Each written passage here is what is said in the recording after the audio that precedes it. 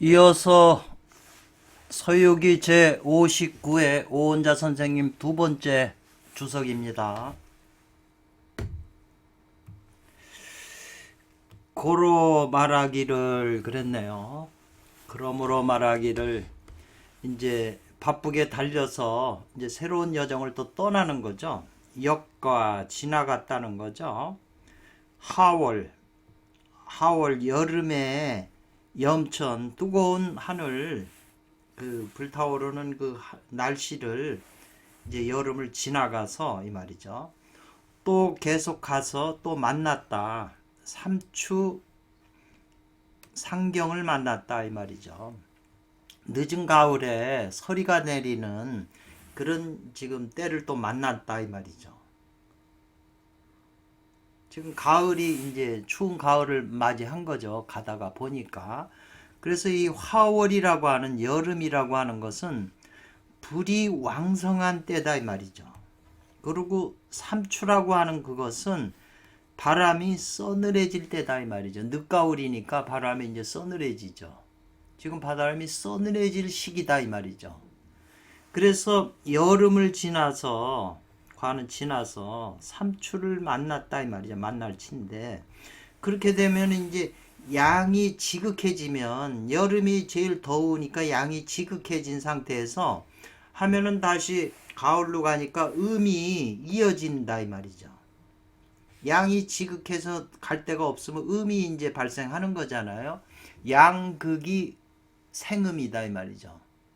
또 동지까지 추워지면 일양이 생하는 거죠. 음극이 양생하는 거죠. 그게 자연의 법칙이죠. 그게 바로 수단하는 단을 닦는 도이다 이 말이죠.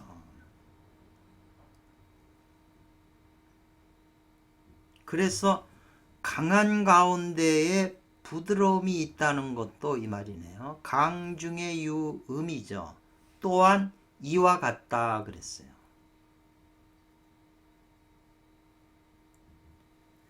만약에 이 말이죠. 단지 무엇 할 뿐이라면 이 말이에요. 안다면 단지 강만 알고 이 말이죠. 부드러운 것을 알지 못한다면 그래서 만약 단지 강만 알고 유를 알지 못해서 유를 알지 못하고 뭘 하고자 하냐면 이 하나의 강으로서 강만 가지고 그 도를 끝마치려고 하는 것은 요달하려고 하는 것은 마치려고 하는 것은 이것이 무엇과 다르겠는가 이 말이죠. 어떤 거와 다르겠냐 이 말이죠. 저 팔개가 이 열기 뜨거운 기운이 사람을 삶는다. 왜냐하면 지금 한참 추워질 서늘한 바람이 불을 때인데 지금 이 59회의 그 제목이 그 화염산을 지나가는 거죠. 뜨거운 불기운이 치성한 그런 뜨거운 산을 지나가니까 지금 굉장히 뜨거운 거죠. 몸뚱아리가 느끼는 거죠. 그러니까 이 팔개는 이 열기 뜨거운 이 기운이 사람을 찐다 이 말이죠. 혼중을 시켜서 쪄서 못 참겠으니까 이곳이 바로 사함리라고 하는 그 나라죠. 나라에서 하늘이 다한 곳이라고 아는 것과 무엇이 다르겠는가 이 말이죠. 지금 이 장소가 이렇게 뜨거운 것은 지금 이게 사함리라고 하는 나라에 우리가 끝자락에 와 있지 않냐. 사함리라는 것은 태양이 서쪽으로 떨어져 가지고 거의 땅까지 떨어진 데니까 얼마나 뜨겁겠어요. 논리상으로 보면. 그런데 그거는 잘못 안 거다 이 말이죠. 그러니까 강과 유가 같이 있어야 된다는 거죠. 이름 일양처럼. 근데 오직 하나의 강만 가지고 도를 요달하려고 한다면 이게 무엇과 다르냐 이 말이죠. 밥을 만들 때도 그냥 뜨거운 그 높이 올려서 강하게만 하면 밥이 타잖아요. 부드럽게 불을 약하게 문화를 써야 알맞게 찌고 익잖아요. 뜸도 들이고. 그걸 두 가지를 다 해야지 그냥 강한 불로만 떼면은 어떻게 도가 되겠냐 이런 거죠. 안 되는 거죠.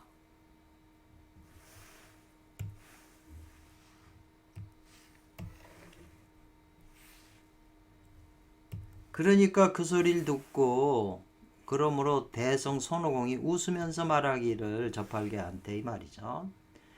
만약 말한다면 여기가 사합리국이라고 지금 네가 말한다면 종호조리라 이 말이죠.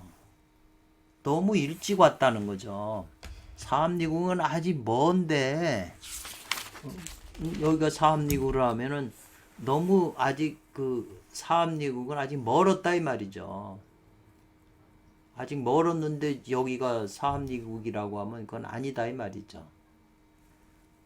이것은 흡사 무엇과 같으냐면 삼장법사 사부가 조삼모의적 자등 담각이다 이 말이죠. 이 담각이라고 하는 거는 느리다 이 말이죠. 느려 터진다, 늦어지다 이 말이죠. 늦는다는 거예요. 바로 그 삼장법사가 조삼모의 하는 것과 같아 가지고 이와 같이 지금 노정이 늦다 이 말이죠. 조삼모의라고 하는 거는 지금 일반적으로 그냥 융통성이 없다 지금 이렇게 해석을 했어요. 근데 이제 조삼모의 옛날에 이제 그 고사를 보면 아침에 먹을 걸 떡을 3개 주고 저녁에는 2개 준다고 했는데 그렇게 먹다가 아침에 2개 주고 저녁에 3개 주고 똑같이 5개는 맞는데 이제 그건 안 받아들이는 거죠. 그러니까 융통성이 없다 이 말이죠. 그 사부처럼 이렇게 융통성이 없으면 이와 같이 지금 가는 길이 느리다. 지금 사합리국은 지금 멀었다 이 말이죠. 우리가 늦게 간다 이 말이죠. 그렇기 때문에 사합리국은 어려서부터 늙을 때까지 이르죠. 늙음에 이르기까지. 어려서 늙었잖아요. 그 다음에 늙어가지고 죽었다가 다시 또 소년이 됐다 이 말이죠. 그래가지고 또 노소를 3생을 3번 죽고 살고 이렇게 윤회해가지고 가더라도 다시 이르지 못한다 이 말이죠. 사합리국은 그렇게 멀다는 거예요. 그러니까는 저팔계 네가 여기 사합리국이라고 한 거는 그건 잘못 본 거다. 이렇게 표현한 거죠. 그런데 이제 오원자 선생님께서 이 주석을 지금 조삼모이라고 그랬잖아요. 그러니까 3이라고 하는 것은 38목이니까 목의 숫자다 이 말이죠. 그리고 저녁에는 2개라고 하는 것은 2라고 하는 숫자는 이치로 하니까 화수다 이 말이죠. 그래서 조삼모이라고 하는 것은 바로 이 목화가 용사하는 거다 이렇게 이제 표현을 했어요. 목화니까는 나무로 불을 떼니까 계속 나무가 불이 타는 거잖아요. 목화로. 그러니까 뜨거워지는 거죠. 그래서 이 구장춘 지니께서 이렇게 조삼모이라고 한 것을 지금 오원자 선생님이 이렇게 독특하게 오일자 선생님도 이렇게 주석을 안 했는데 요걸 목화용사라고 한 거죠. 그러니까 여기 깊은 뜻이 있는 거예요. 목화, 그 다음에 금수, 토 이게 삼가잖아요. 그러니까 목화가 있으니까는 이게 불이 치솟는 거죠.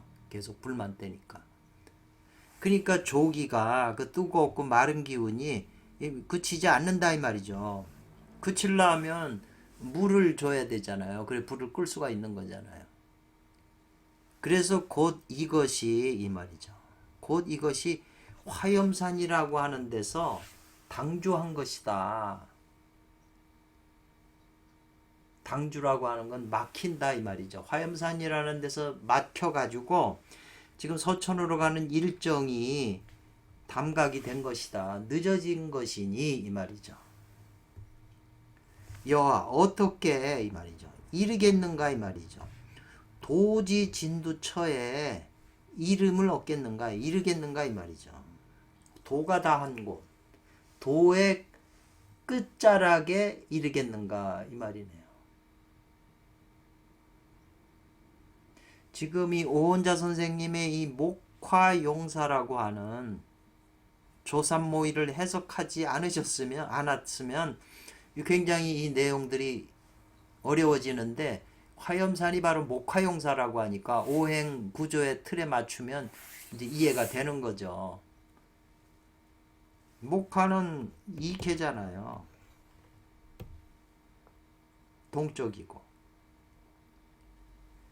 그래서 삼생을 죽고 윤회해서 태어나도 다시 사합리국에는 이를 수가 없다 이 말이죠. 태양이 떨어지는 곳에 이를 수가 없다. 이것은 참된 말이다. 진실한 말이다. 이렇게 했네요. 저팔계는 이제 그렇게 말했는데 그 틀린 말이고, 사오정은 뭐라고 그랬냐면 천시가 바르지 않다 이 말이죠. 지금 가을이면 가을로 이렇게 서늘한 바람이 돼야 되는데 지금 가을로 가고 있는데 이 여름이다 이 말이죠. 반대로 가을이 지금 여름으로 간다 이 말이죠. 거꾸로. 그러니까는 뜨거워지니까 가을은 금수기운인데 찬기운인데 뜨거운 기운으로 가니까 오직 뜨거운 기운으로 강하고 음인 부드럽지 않다 이 말이죠. 양이 지극해지면 음이 생겨야 되는데 대로 양만 있으니까 독강하고 부류해서 음과 양이 서로 돕질 못한다 말이죠. 음양이 잘 조화돼야 되잖아요. 물과 불이. 그래서 이게 고르지 않기 때문에 이 시령 추나추동 그 시령을 어김이 있으니 어긴다 이 말이죠. 바로 지금 어느 곳에 있느냐 이 말이죠. 우리가 어디고 어느 곳에 있는지 지금 헷갈리고 있는 거죠.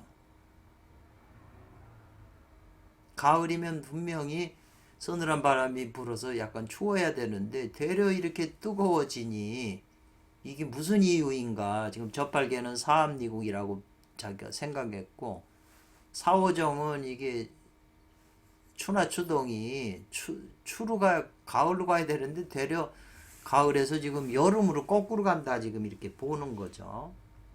이렇게 표현을 한 거죠.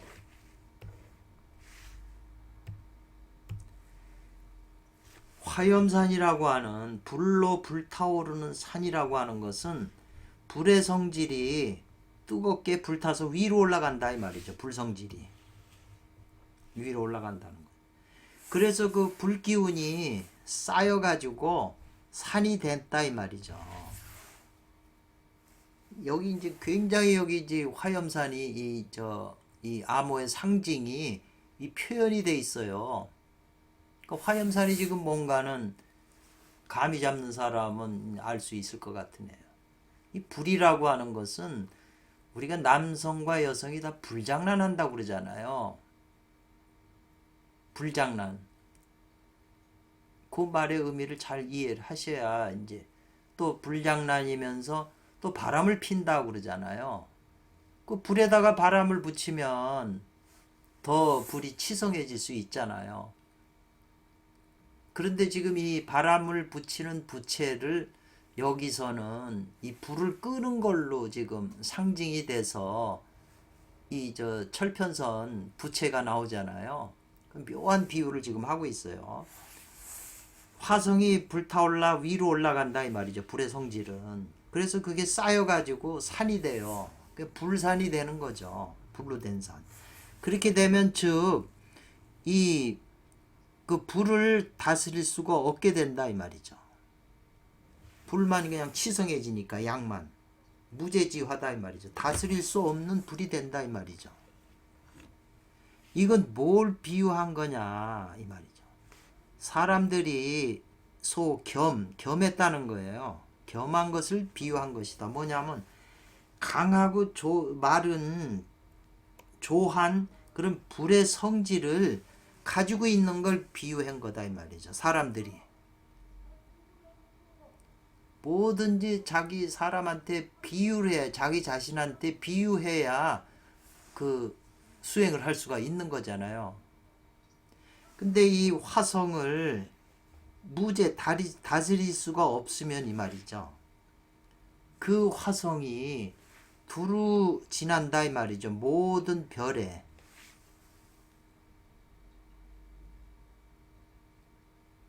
모든 별 세계를 다 불이 화성이 그냥 퍼진다 이 말이죠. 그래서 8개의 이제 후천 8개, 선천 8개, 이제 후천 8개에서 기가 발생한다 이 말이네요.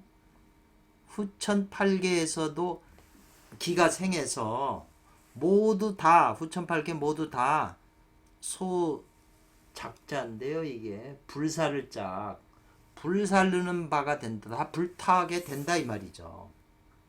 8개 전체가 다 불사르게 된다. 고로 말이죠. 이 화엄산에는 800리 그 화엄산 주위에 그 800리가 다 화염으로 돼 있다 이 말이죠.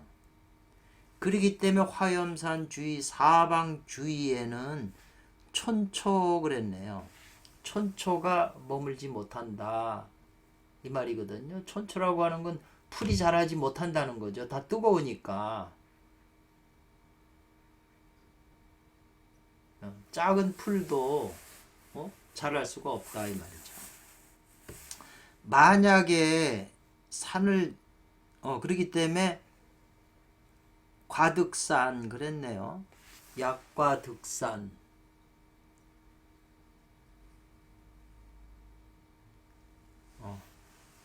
여기가 지금 끝나는 게 아니고 여긴 이렇게 표현을 해야 되겠네요. 이렇게 잘못된 거. 거기서 끝나는 게 아니네요.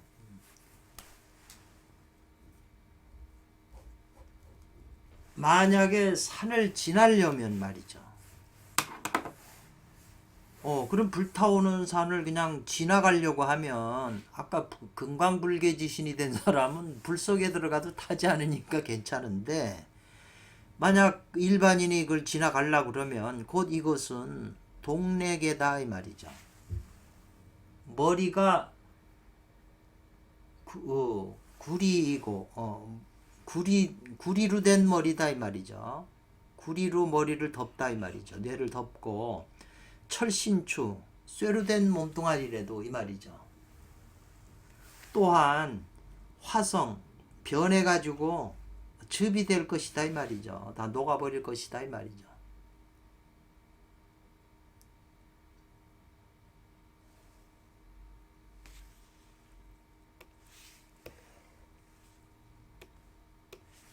그러나 이 말이죠. 화성이라고 하는 것이 비록 능동적으로 해가 된다 이 말이에요. 해로움이 된다 이 말이죠.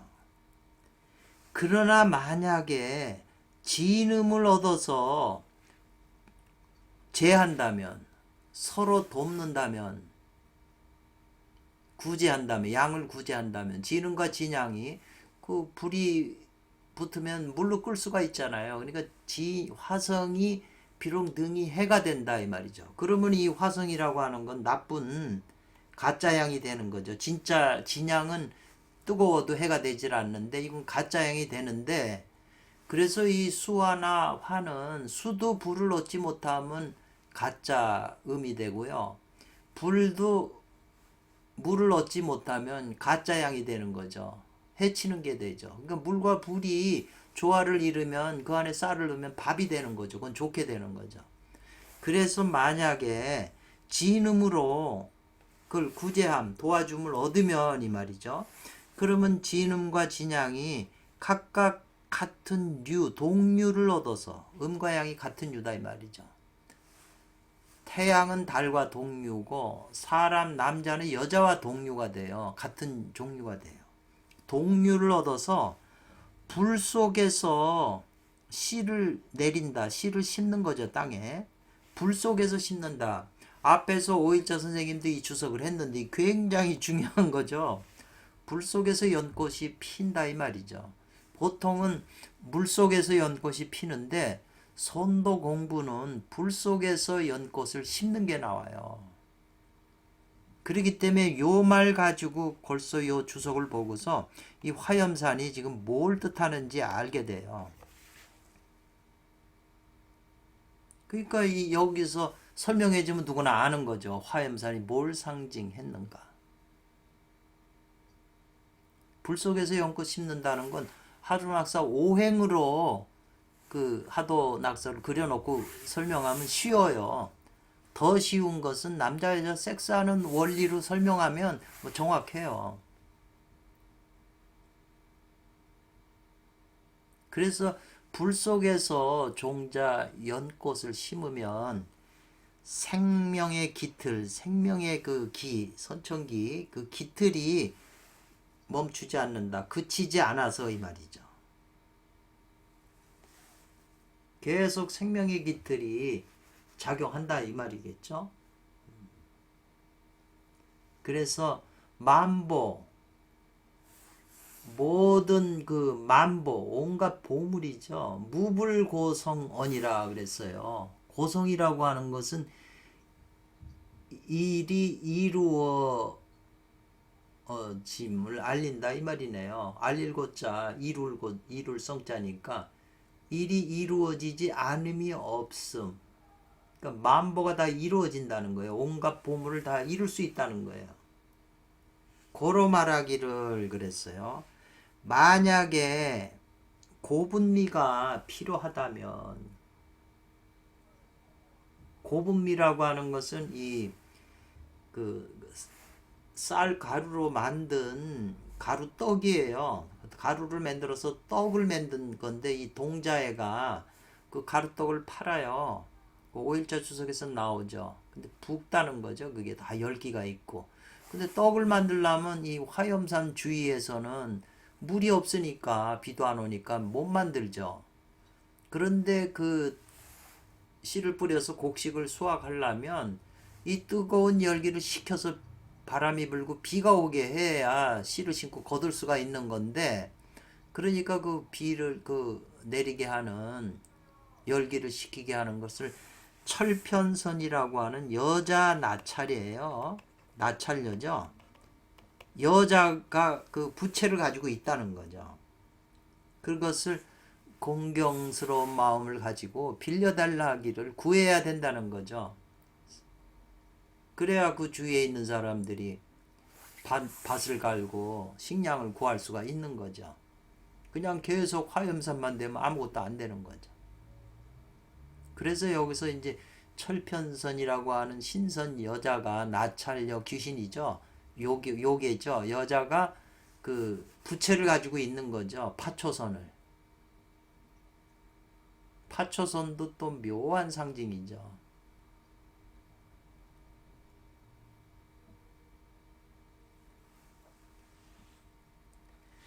그래서 오일자 선생님은 여기서부터는 이제 주욕의 원리를 가지고 요걸 이제 설명해 들어갔어요.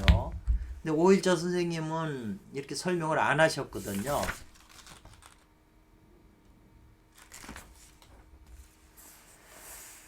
철편선이라고 하는 것은 뭘 뜻하냐? 부채잖아요. 부채. 부채는 벌써 상징적으로 바람을 일으킨다 이 말이죠. 그러면 주역의 바람의 쾌, 소나절쾌가 이게 바람이잖아요. 바람은 붙이면 어디 틈만 있으면 다 들어가는 거잖아요. 그러니까 부채는 바로 바람을 상징하는 손쾌의 상징이다 이 말이죠. 쾌요 도략으로 그리면은 요렇게 소나절개가 되는 거죠. 그리고 이거는 바람이 되는 거죠, 상징이.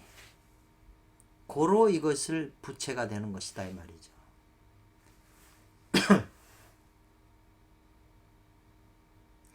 그래서 남자와 여자가 서로 연애하고 빠져 있는 걸 바람 핀다고 그래요. 바람을 피운다. 그 묘한 그 표현이잖아요. 불장난하는데 부채질을 하면은 불이 더 치성해지니까 더 남자 여자가 그냥 서로 좋아하는 거죠. 끌리는 거죠, 에너지 때문에. 그래서 이 손쾌는 위에는 이 말이죠. 위에는 이양이 있잖아요. 그러니까 이양은 이건 금에 속한다 이 말이죠. 쇠에. 그렇기 때문에 쇠에 속하기 때문에 철이라고 하는 거, 이 여자의 이름을 철자를 졌다고 하는 것은, 쇠를 졌다는 것은 이 금의 종류다 되는 것이다 이 말이죠. 이 손캐 가지고 그렇기 때문에 철손, 금부채, 쇠로 된 부채다 이 말이죠. 손캐는 이양 이름인데 요 음쾌가 두 개의 양 아래에 이렇게 잠복이 돼 있잖아요. 굴복하고 밑에 있잖아요. 그렇지만은 이게 하나기 때문에 이게 주인이 되는 거죠. 요 음쾌가 주인이 되는 거예요. 이 손께에서는. 그리고 또 이게 장녀죠. 어머니에서 처음 태어난 장녀인데 이 손께는 음기로서 주인을 삼아요. 위주가 되는 거예요. 고로 또 이름해서 철편공주라고 한다. 공주는 여자잖아요. 이게 음이니까 공주라고 한다 이 말이죠. 주역의 이 쾌로서 설명하는 거예요. 이게 기본적으로 다 맞는 얘기예요. 그렇기 때문에 이 서유기에서는 많은 부분이 주역의 원리 가지고 쾌로서 설명을 또 스토리를 설명해 가기 때문에 딴 데 주역 해석보다도 더 탁월해요. 요새 이제 도월 선생님 주역을 강의하시는데 뭐 다른 거는 강의를 참 잘하시고 재밌게 하시는데 이 주역은 이게 지금 전혀 제가 들어보니까 설명이 이상해요. 바쁘기도 하시고 또 그렇게 하기도 하시지만 역시 주역이 어렵구나 하는 이제 그 문제가 생기죠. 참고로 들으시고 그게 다 맞는 게 아니에요. 제가 들어볼 때는 문제가 많아요. 그렇지만 그런 분이 그걸 강의하시니까 또 많은 사람이 더 관심을 갖게 되고 찾아보게 되죠. 그런 점에서는 굉장히 또 공을 세우시는 거네요. 손께는 장녀기 때문에 어머니 고인 어머니의 처음 태어나는 장녀가 돼요. 이거 다 주역에 나오는 거예요. 그래서 그 세력이 이게 주인이 되니까 음이 밑에서부터 위로 자라잖아요. 그러니까 삼음으로 나아간다 이 말이죠. 두 번째로 가게 되면 이렇게 되고 세 번째로 가면 이제 곤께로 가는 거죠. 음으로 다 밀고 올라가니까.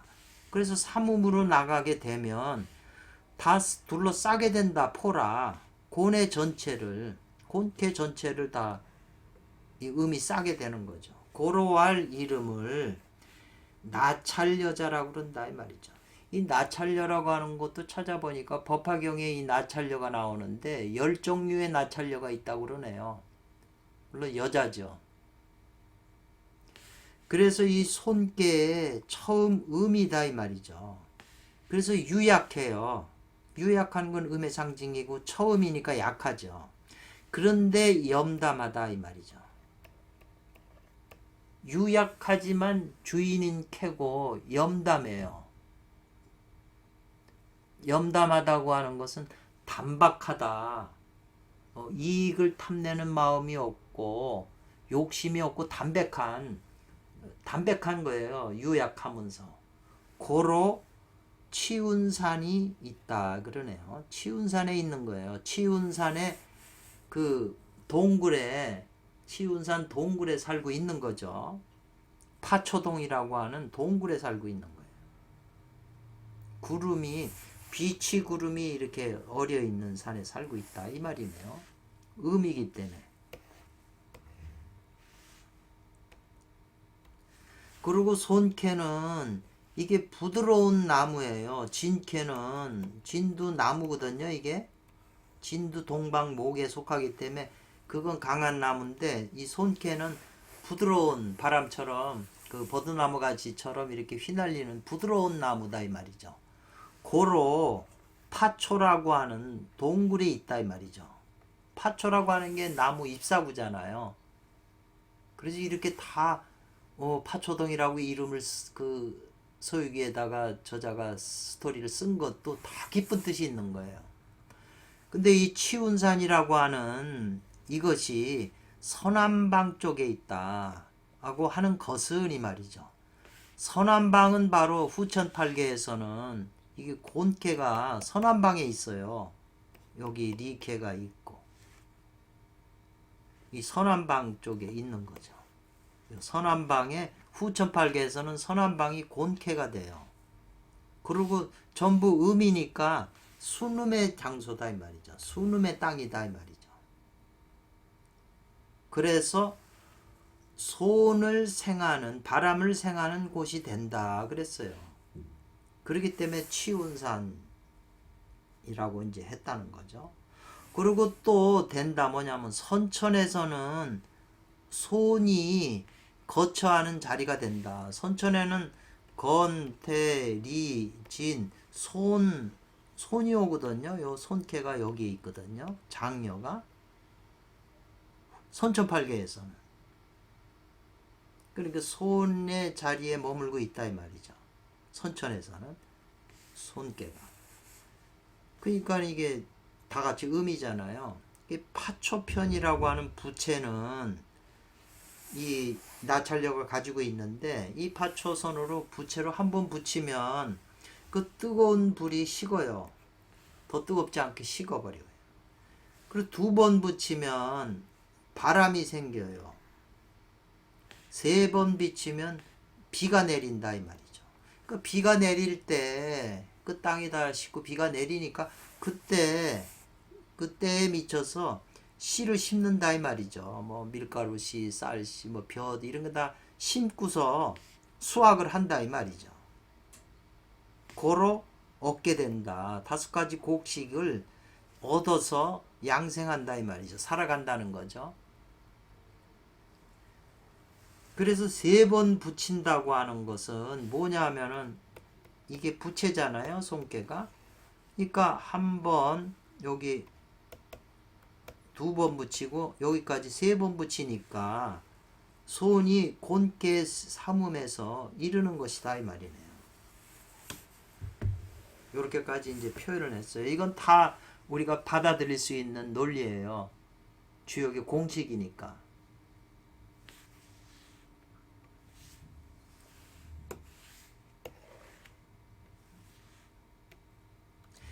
화염산, 불이 타오르는 이 화염산은 곤깨의 삼양이죠. 전부 양이니까, 불이니까.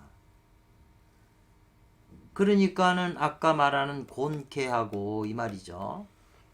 요 삼양하고 짝을 지면 여기 이제 건깨가 아래에 내려오고 곤이 위에 오르게 되면 땅이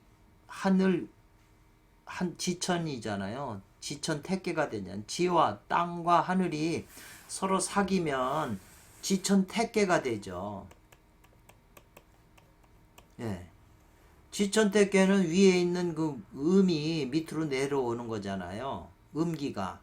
그러니까 비가 내려오니까 씨를 심고 그 때에 미쳐갖고 씨를 심고 또 다 자라면 수확하는 날짜가 있게 된다 이 말이죠.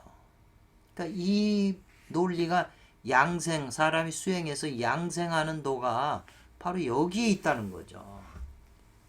씨를 심고 거두는 날이 있다, 자라서. 요 씨 뿌리는 비유가 성경에 예수님이 천국을 비유하면서 씨를 뿌리는 비유가 나오잖아요. 이 농자는, 씨 뿌리는 농사는 천하의 근본이라 이렇게 유교에서도 말하는 거잖아요. 도는 바로 씨를 뿌리는 데 있어요. 성명상수에서 성품을 수양하는, 성품을 닦는 것도 씨 뿌리는 데 비밀이 있고, 명공부도 씨 뿌리는 데 비밀이 있어요. 이 현실에서도 내가 자손을 낳으려면 남자 씨를 여성 자궁에다 넣어서 난자하고 만나야 애가 나오잖아요. 남자 씨 뿌리는 거잖아요. 실제로 생명이 태어나잖아요. 물질적으로.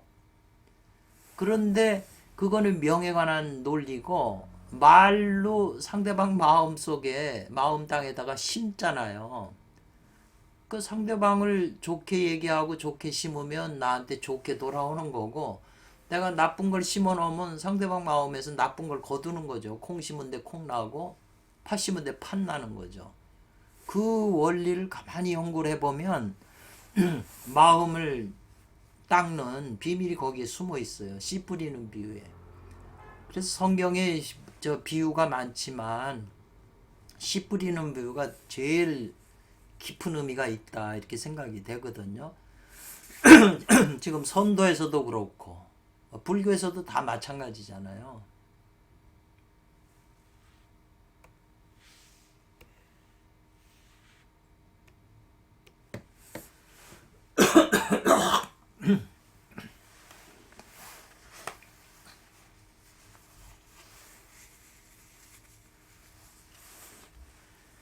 그러나 이 말이죠. 이 진음인 보배로운 그 부채는, 진음을 상징하는 그 파초선 보물인 부채는 가히 쉽게 구할 수 있는 게 아니라는 거예요. 음도 가짜 음이 있고 진짜 음이 있는데 일반인들은 다 진짜 음을 못 구하죠. 진짜 음을 구하면 도를 통하는 건데 다 가짜 음을 구하게 돼요. 그러니까 진짜 음기가 진짜 보물인 거죠. 남자 사람한테는.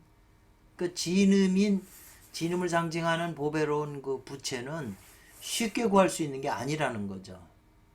지금 철선녀가 이 여자잖아요. 이게 여자가 가지고 있잖아요. 그래 곤캐 설명하고 뭐 손캐 장녀 설명하고 다 그랬잖아요. 이 여자가 이 부채를 가지고 있어요. 음기를 상징하는. 그러니까 지금 우리가 눈에 보이는 마누라나 여자들이 다 이 진짜 음기를 가지고 있는 거죠. 반드시 그 부채를 빌리려면 이 말이죠. 그 음기를 빌리려면 반드시 이용해야 된다는 거예요. 앞에서도 계속 나왔어요. 화옹표례. 화옹이라고 하는 거는 지창금, 감사하는다는 돈을 주고 또 예를 표해야 되죠. 정성스럽게 해달라고 기도해야지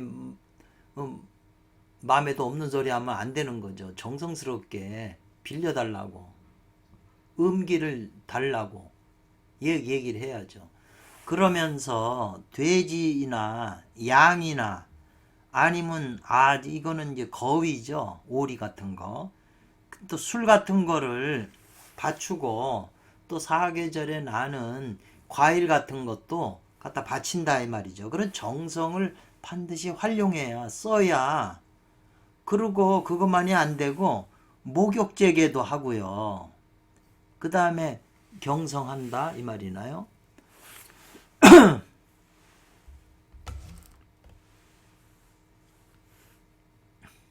경성 견자네요. 경건한 마음으로 정성으로 목욕제계 하고 경건한 마음과 정성으로 이 말이죠. 예. 그렇게 이제 절을 하고 예배를 드리고 신선의 산에 이르러야 이 나찰 선녀라고 그랬잖아요. 이르러서 비로소 능히 그가 그 나찰녀가 동굴에서 나오기를 청해야 된다 이 말이죠.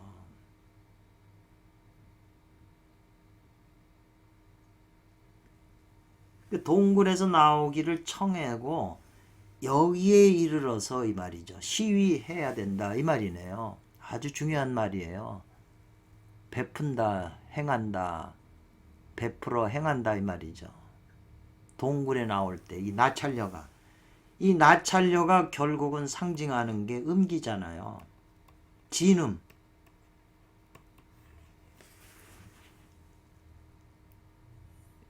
이 연애하고 바람 피는 사람들은 전부 진짜 음을 구하지 못하고 가짜 음을 구하는 거죠.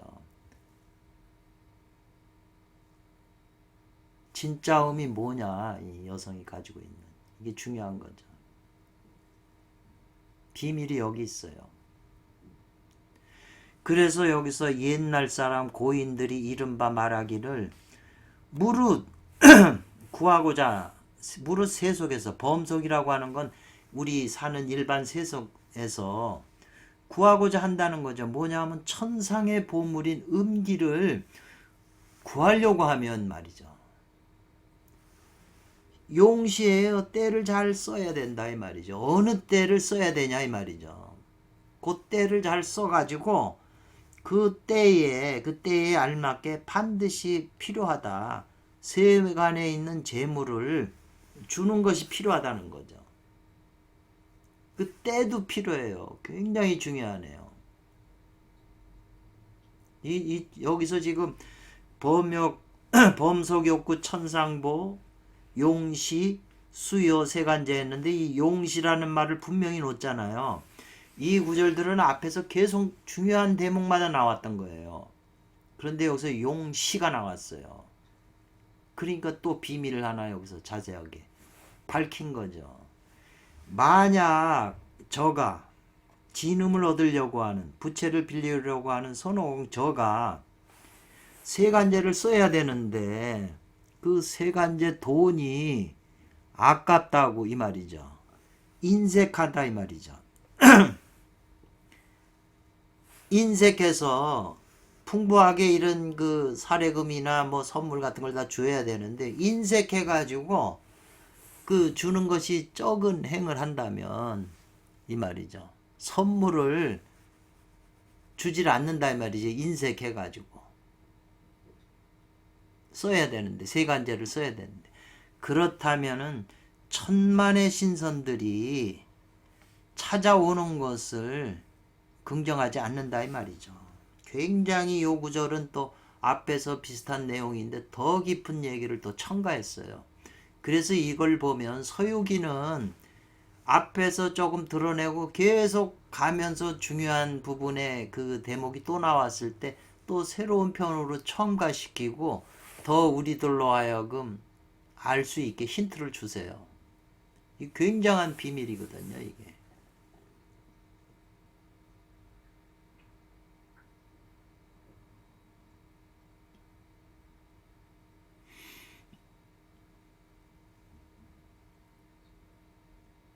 그래서 어째서 지금 우마왕이라고 하는 이 정보를 손오공이 얻었는데 우마왕이라고 하는 사람하고 그 형제를 맺었잖아요. 손오공이 7명이서 우마왕이 이 나찰녀의 남편이 되는가 이 말이죠. 이 나찰녀 지금 음기를 가지고 있는 부채를 가지고 있잖아요. 진음을. 이 나찰이나 여자 요괴나 나찰이나 마왕들은 요괴 마왕들은 전부 우리 안에 있는 거예요. 내적 신들이에요. 구리 중생에 속하는 마왕들의 능력 있는 신들에 속한다고요. 그게 굉장히 중요해요. 우리 내면 세계에 사는 중생들이죠. 그래서 이 우마왕은 앞에 소가 있잖아요. 소. 이 소는 소잖아요. 소는 축에 속하죠. 축은 소잖아요. 축이 있으면 소띠라고 그러죠. 그렇기 때문에 축은 또 토가 되잖아요. 그러니까 음이기 때문에 이거는 곤토가 된다 그랬어요. 맞는 말이죠. 그렇기 때문에 곤토는 이 축에는 개수, 신금, 기토가 있어요. 기토가 음토잖아요. 이게 주요 성분이 제일 많은 거잖아요. 그 곤토는 음이기 때문에 곤토해가 되는 거예요. 그런데 이게 뭘 거느리냐면 손하고 리케, 택계 중에 삼음을 거느려요. 이게 소는 장묘가 되죠. 이게 그 다음에 리는 이 중녀가 되고 태는 소녀가 되죠. 요 삼음을 모두 거느린다 이 말이죠. 소가, 곤토가, 토가. 그래서 이 세 개의 음의 주인이 돼요. 고로 우마 왕이다. 왕이 되기 때문에 주인이 되기 때문에 왕이라고 했다 이 말이죠.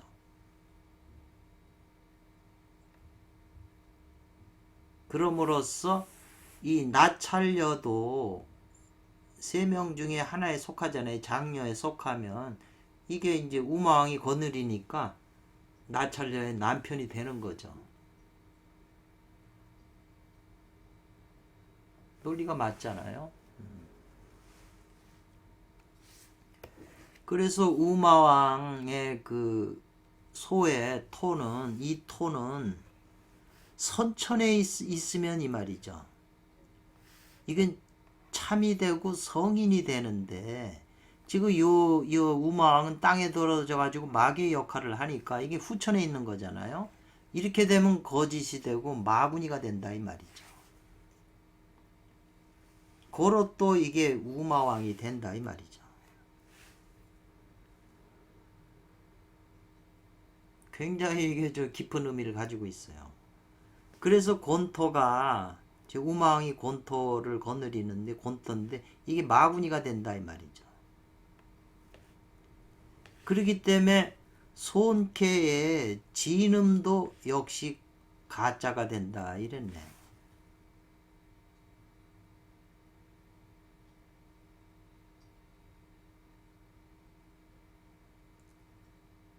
후천에 있으면.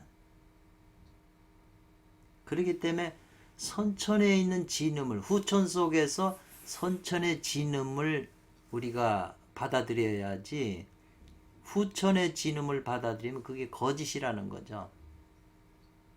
굉장히 지금 이 서유기 전체 내용의 핵심을 파악할 수 있는 내용이에요. 그래서 그 우마왕의 그 마구니가 더욱 크다 이 말이죠. 그래서 여기서 그런 까닭에 부득불 할 수 어쩔 수 없이 크게 세상을 놀래게 하는 것이다 이 말이네요. 그 마구니가 아주 크기 때문에 왕이기 때문에.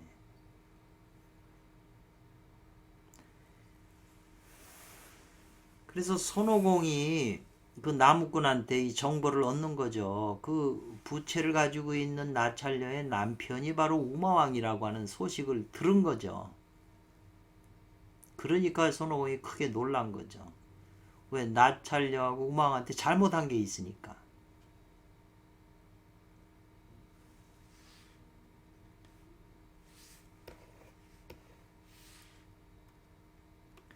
그래서 손오공이 마음속에서 속으로 생각하기를 당년에 그때 당시에 홍해아 우마왕하고 나찰녀의 자식인 아들인 홍해아를 자기가 항복을 받아가지고 항복받아서 이제 그 저기 관세음보살한테 딸려갔잖아요.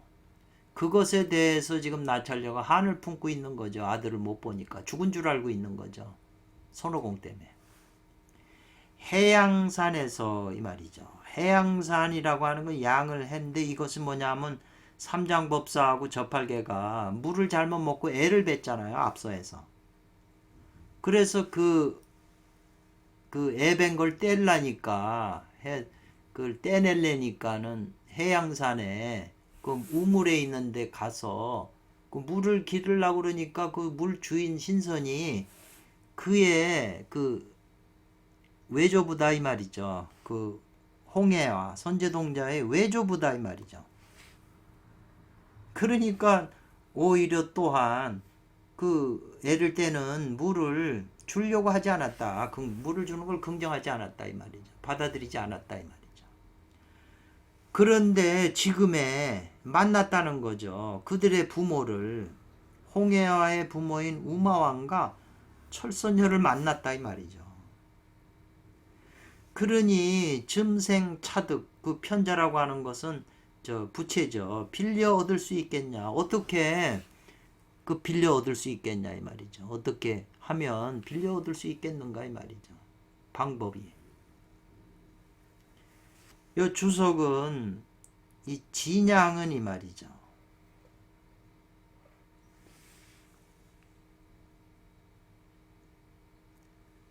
진양은 빌리기. 이건 빌릴 차자거든요. 차용한다. 돈을 차용한다. 빌리기 어려운 물건이 된다 이 말이죠. 진양도 빌리기가 어려운 물건임을 본다 이 말이죠. 진양이 어려운 물건이 빌리기 어려운 물건이 되고 진음도 또한 쉽게 얻을 수 없는 쉽게 얻을 수 있는 보물이 아님을 보는 것이다 이 말이죠. 본다를 제일 나중에 해석해야 되겠네요. 진양이나 진음도 쉽게 얻을 수 있는 보물이 아니라는 거예요. 그렇기 때문에 만약에 이 말이죠. 선제가 없으면 선제동자인데 지금 앞에서 선제라고는 좋은 재물을 잘 쓴다는 거잖아요. 사례금도 주고 물고기나 양고기나 뭐 이런 것도 바치고 과일도 바치는 그 재물을 잘 쓰는 게 없으면 이 말이죠. 진음은 여성이 가지고 있는 나찰녀가 가지고 있는 진음은 불능 못한다는 거죠. 거연히 쉽게 거연히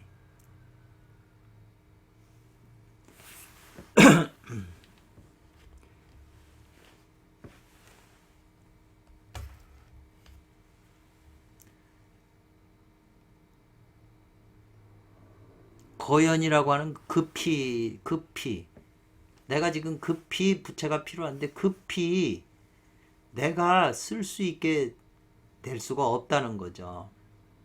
뭐가 없으면 선재가 없으면. 그러니까 세간재를 잘 쓰라고 그랬잖아요. 세상에도 여자 나찰녀 같은 여자가 있어도 그냥은 안 줘요. 자기 몸을. 이 이제 그 하시디즘이라고 하는 카발라 사상을 위주로 하는 그 유대교의 하시디즘이 있어요. 하시디즘은 세상을 긍정하기 때문에 결혼하고 섹스하는 걸 허용하거든요. 근데 거기 책들을 보면 깊은 내용들이 많은데 이 여성이 한 달 주기로 때가 되면 하나님의 기운을 받는다 이 말이죠. 그러니까 그때는 이 여성이 예쁘고 아름답게 보인다는 거예요. 이 여성이나 부인이나 여성들 보면 젊은 여성들 보면 그 에너지가 하늘의 기운을 받을 때 월경 전에 얼굴이 꽃같이 펴요. 아름답고. 그건 왜냐하면 그 안에 그 진음의 기운이 받았기 때문에 그런 거죠. 그러니까 아름답게 보고 남자들이 끌리는 거죠. 그 기운 때문에 아름답게 보이는 거지. 그런 기운이 없으면 아름답게 안 보여요. 아름답다고 하는 것은 젊은 여자 아름답다 그런 에너지를 가지고 있기 때문에 그런 거죠. 그러니까 남자가 그 기운을 이제 섹스를 통해서 받아들이는 거죠. 그런 걸 인정하는 이제 구절들이 있거든요. 왜냐하면 여성이 자연히 뭐 예를 들면 꽃이 에너지가 차서 꽃이 봉우리 진 게 활짝 폈잖아요. 그럼 아카시아 같은 그것이 향기가 나잖아요. 그냥 가만 놔두면 향기가 공중으로 사방으로 다 흩어지잖아요. 소모하는 거죠. 그런데 사람이 가서 그 향기를 상대가 넘쳐서 버리는 걸 맡을 수가 있잖아요. 자기가. 그와 같이 여성이 가지고 있는 음기도 여성이 때가 되면 자연히 발산하게 되잖아요. 여성이 그걸 알고 자기가 모으고 수행을 하면 그 자기가 필요한 거지만 그냥 몸에서 저절로 바깥으로 방출하는 거니까 남아서 돌아서 방출하니까 여성한테는 피해가 없는 거죠. 에너지가 나가도. 근데 그 에너지를 남자가 받아들이는 거죠. 지금 이 논리가 그거예요.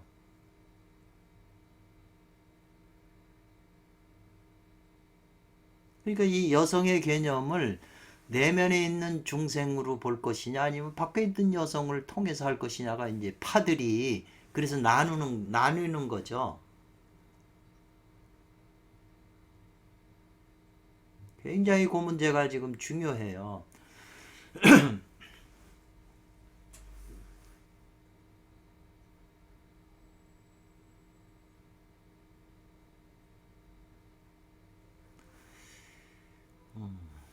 아주 지금 중요한 지금 이번 그 오원자 선생님의 주석이 좀 탁월해요. 그래서 뭔가 깊은 것을 느낄 수 있는 이런 내용들이 이제 나올 거예요. 계속. 오늘은 여기까지 또 하겠습니다. 감사합니다.